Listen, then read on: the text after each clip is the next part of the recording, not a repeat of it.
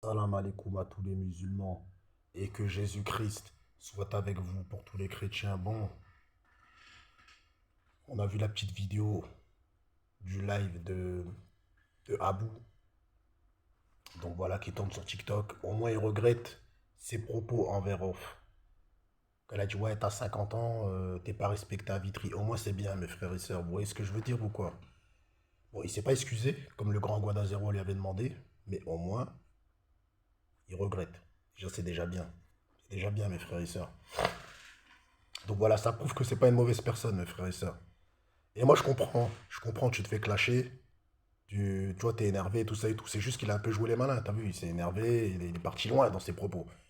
Il aurait dû lui dire, ouais, c'est pas tes histoires, pourquoi tu parles comme ça et tout. Mais là, il est parti dire, c'est rien, il est personne, genre, il a pas de talent et tout. Donc voilà. Mais au moins, il regrette. C'est déjà bien, mes frères et sœurs. Donc, ça, c'était le premier point de la vidéo. Deuxième point, on va parler de Caris, qui s'est fait embrouiller par Omar Gino. Bon, Omar Gino, je sais pas c'est qui, les gars. Je connais pas. Certains disent que c'est un producteur, d'autres disent que c'est le gars Booba, d'autres disent qu'il produit la crime, il produit plein de rappeurs et tout. Bon, il serait fait tabasser par l'équipe de Caris, hein. En même temps, mes frères et sœurs, faut pas chercher le dozo, hein.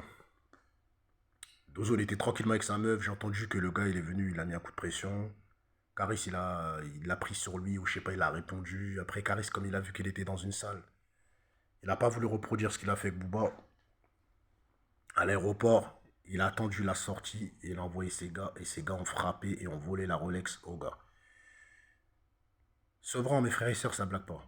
Les vrais savent, tu vois. Caris, contrairement à ce que les gens disent, moi je sais qu'il a une sacrée grippe à Sevran, tu vois. Moi, comme je vous ai dit, son cousin, je le connais. Je sais où il travaille. Il a la même tête que lui, tu vois. Il a un cousin, mes frères et sœurs, qui travaille dans le 9-3 dans un supermarché. À chaque fois que je le vois, frère, il me parle de Caris, cousin. Frère, ne vous fiez pas aux apparences. N'écoutez pas ce que les gens disent, mes frères et sœurs. Beaucoup de gens disent, ouais, Caris, c'est une baltringue, il n'est pas respecté à ce rang. Ben, en tout cas, quand il balance des coups de fil à ses potes, ils agissent direct. Lui, il veut plus se salir les mains, mes frères et sœurs, les millionnaires.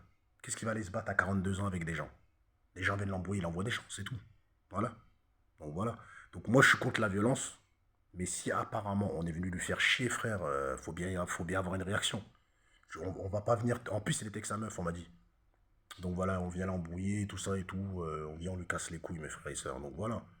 Donc quand t'es dans ton coin, quelqu'un vient t'embrouiller, il faut réagir. Donc voilà, si c'était lui qui est parti chercher la merde, j'aurais pu comprendre. Mais en tout cas, je suis contre la hagra. Si l'on y qu'à plusieurs, c'est pas bien. Tu vois. Mais ça aurait pu être le contraire. Il aurait pu se faire défoncer par plusieurs mecs. Donc voilà, faut penser aussi à ça.